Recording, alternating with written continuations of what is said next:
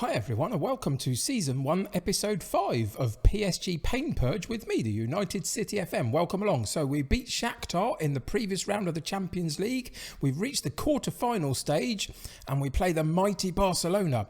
Spoiler, we had the first leg already and we did pretty well.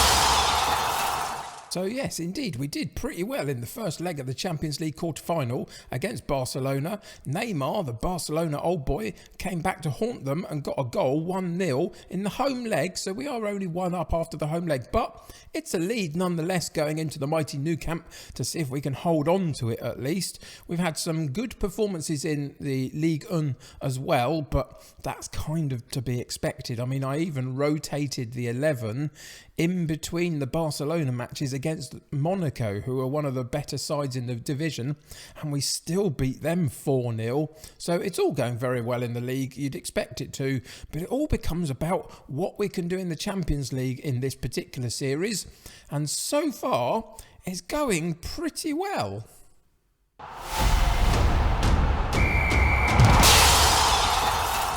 So for this quarter-final second leg, we've got one or two issues, but not many. Rafinha has been injured pretty much all season long, on and off. He keeps getting little knocks here and there. Getting him match sharp and fit and properly going is really, really tricky this season. Paredes is out for a little while, unfortunately. He's got another 3 weeks maybe out, but he was only one of our rotation options really off the bench, so it's not the worst injury in the world. And of course, Jones and Keane are both not registered for the competition because of squad size and registration issues, etc. So those are the guys that miss out today. We've been playing a lot more recently with Icardi up top and Mbappe on the right-hand side. It's the way I want to go long-term. I just wanted to use the Mbappe pace up top if I could. Doesn't really work out as well as I wanted it to, although, you know, to be fair, he is doing pretty well. He's got 30 goals in 29 appearances, but I think there's still more to come from this particular front line, especially if we can find a better striker than Icardi, who is not bad by any stretch. He's a perfectly good striker, but I think there's potentially slightly better out there. But he's doing pretty well. 33 goals in 30 games shows that. So I think we've got the best way of doing it. And ably supported, of course, by Neymar on the left-hand side. 17 goals in 29. So the front three are doing very well. Isco is settling in for his season loan. He's only got 1 goal, 1 assist, but he's playing all right. Nothing to write home about, and it's definitely a position we need to figure out for next season, definitely. But anyway, all of that is to come, of course, if we have a next season, because the only point of this series is we've given ourselves 3 seasons to win the Champions League. If we win it in this first season, which would be as surprising to me as anybody else, then that would be the end of the series. So we'll see how we get on today against Barcelona in this quarter-final second leg. And for today's game, we've got Navas in goal and Babu at right back, Bernat at left back, Marquinhos and Kimpembe in central defence, Pereira, Verratti and Isco in central midfield, Mbappe on the right, Neymar on the left and Icardi up top, and a bench of Kehrer, Florenzi, Kurzawa, Gueye, Rafinha, Sarabia and Vasquez. Took me a little bit of getting around those names there, but never mind. Anyway, let's get into today's game and see what happens.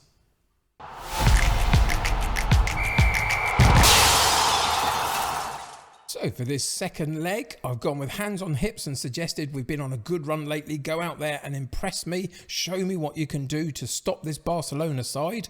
They have got, obviously, their big guys are out in terms of Messi's there, etc. So there's going to always be a problem for us to counter in these kind of big games. But we've got our own issues for them as well in terms of Mbappe and Neymar specifically that they've got to worry about. And it'll just be about who comes out on top through those kind of battles, goals, really.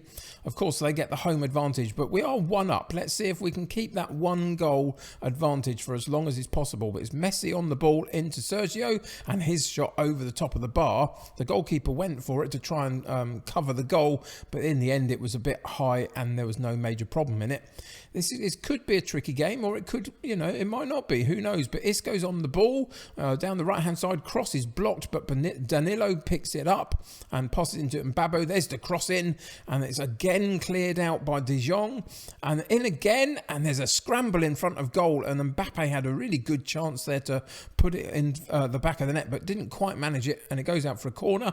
Far side, Neymar to the far post, and there is an away goal in the Nou Camp at Barcelona for PSG, and we've taken a 1-goal lead, 2 goals on aggregate.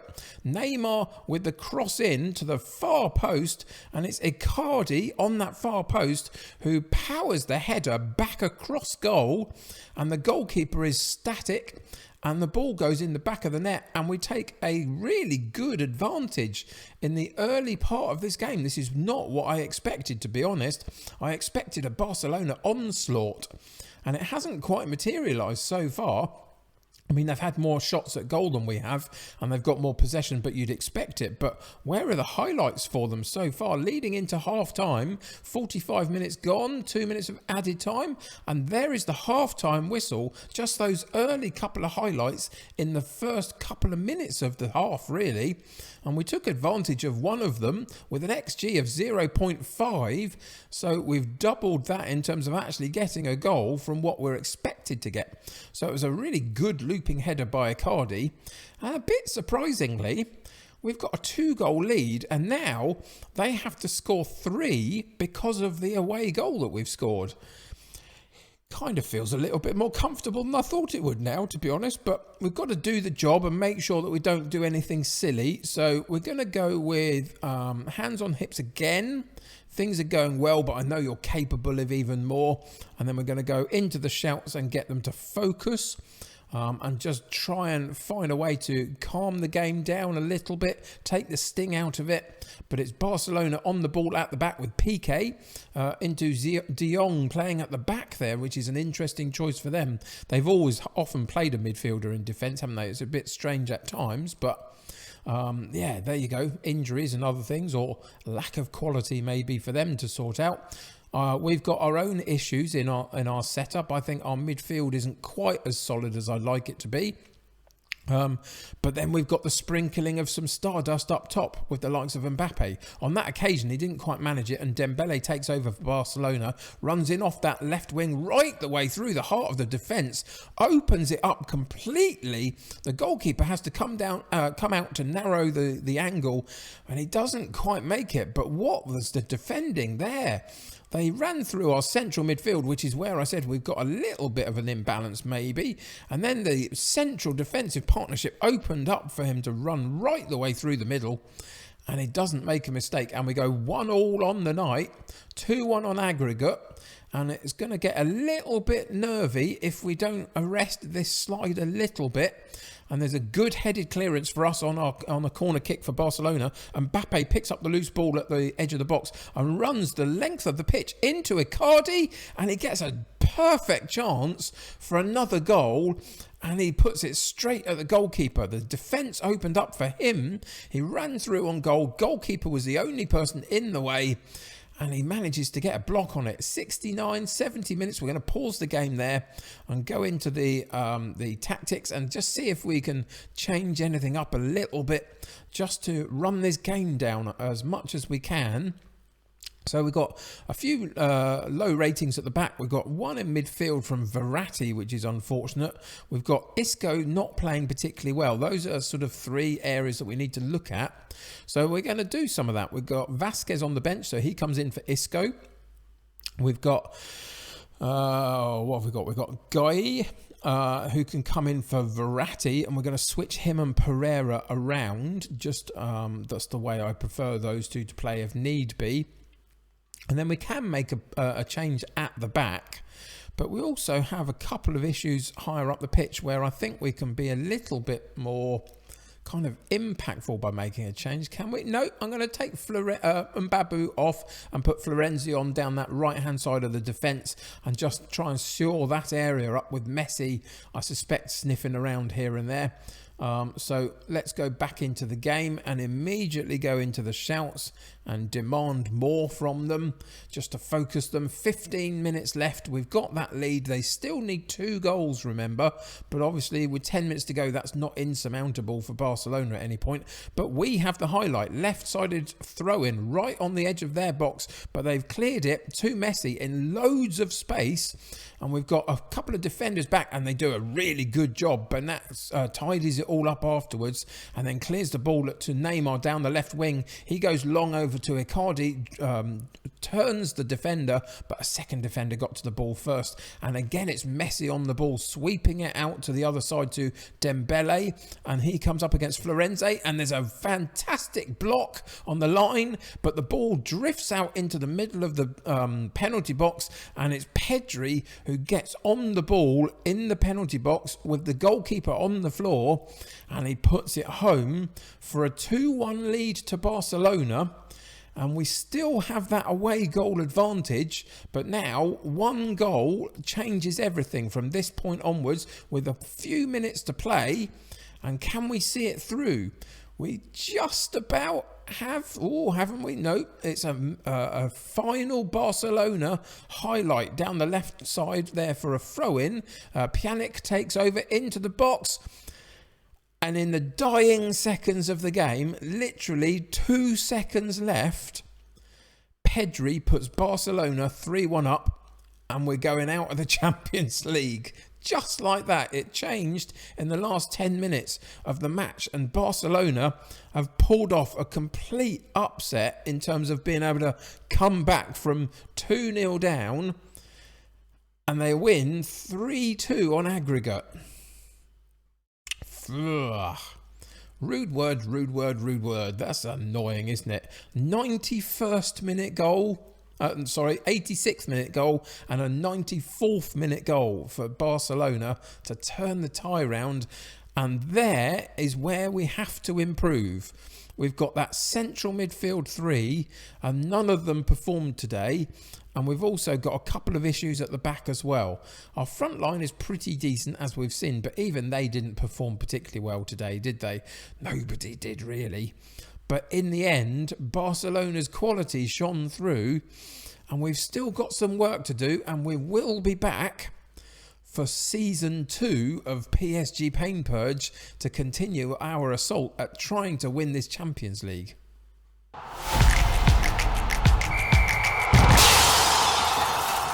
So, other than the fact that we lost the game and we can see plainly that the ratings of the players was not good enough, what else can we learn from this performance that might help us in terms of how we reshape this squad moving forward? So you can see in terms of shots created, we were fairly decent with 11, Barcelona 16, on target 6 for us, 9 for them, so we could have done with a little bit more in terms of our chances there. We created 1.93 XG rating, expected goals, and so you would have expected that maybe that second goal on the night could have come. They got a 2.78 and got 3 goals from it, so you can see that that's how that works. 88% pass completion, which is decent. A little bit less in the possession, just because that's the style of play that we have compared to them. But in the end, it was about our ratings, wasn't it, really? Nobody showed up in the big games at all. Mbappe, Neymar, Icardi, all under a 7 average rating, which isn't good enough. We had a central midfield 3 that never really got to grips with the game, it didn't feel like particularly. And then at the back, we were just a little bit shaky in those last 10 minutes of the match.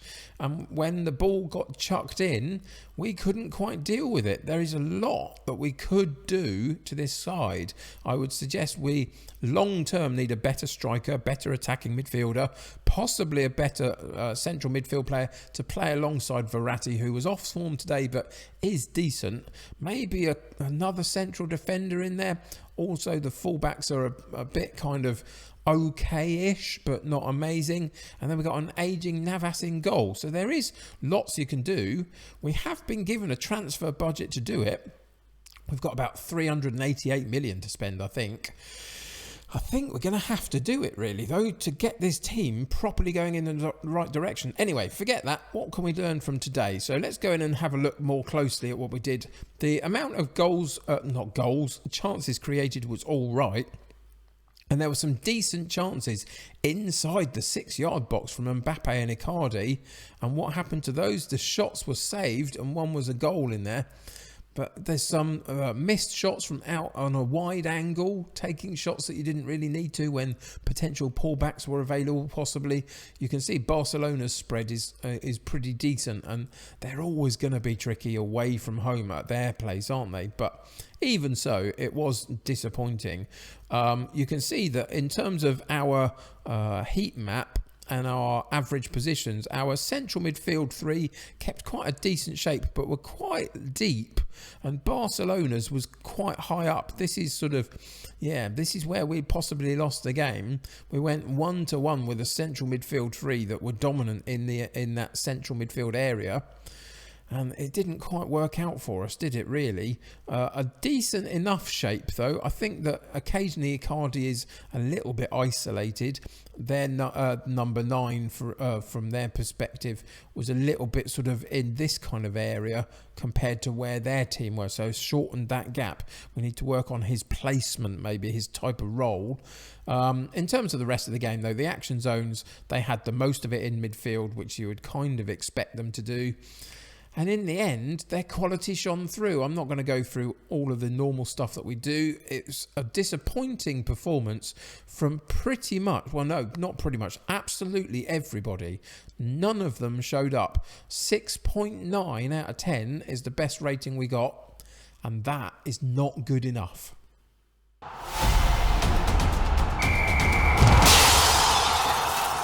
So I took a little moment to kick them up the bum, really, and bring them in for training tomorrow and tell them that the performance wasn't good enough because we let a 2-goal advantage slip in that last quarter of the match, which was really disappointing.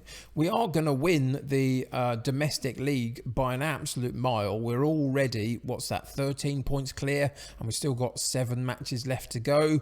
So that's all done and dusted. We are only focused on the Champions League in this series. So that is this season done, and I've got to go away and do a transfer window with PSG ready for Thursday's episode, where we will come back at the start of a new Champions League group stage in season 2 and see how we get on there. So anything you think I should be doing in the comments below, let me know. Signings, tactics, formations, what would you do if you were in charge of this PSG side, having watched that game against Barcelona, as to how we can improve it? Who would you go for? Who are your targets? Who are the star names that we need to get in? 388 million we've got, but we'll also raise some more, I think, from some player sales, get some of the deadwood out.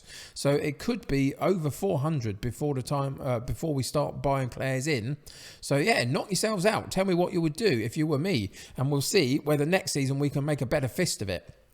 Until then, though, thank you for joining me for this series. I hope you're enjoying it. It's something a bit different on the channel in terms of having such a well-renowned team to take over and do something with, but still a really challenging context. The challenge of PSG is that in the domestic league, it's too easy. And so any formation and structure you play wins you the games. And you can't tell whether it's the best way of doing it or not until you come up against a big guy.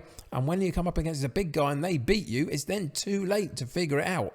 And so we need to work hard on getting a better squad and setup for next season. Anyway, that's basically going to do it for us today. We've got no more that we can do this season, so join me for the next episode for season 2. Until then, subscribe to the channel if you haven't already and join my United City community. The more the merrier. Lots of ways to do that these days, through Twitter, Discord. You can support my channel through Patreon or my merchandise store. All of the links to those in the description below. Click the like button on this particular episode. That helps me get seen by lots of other people, shows me you're invested in the content, which is great. Until next time, though, take care of yourselves. I'll see you very soon. Bye for now.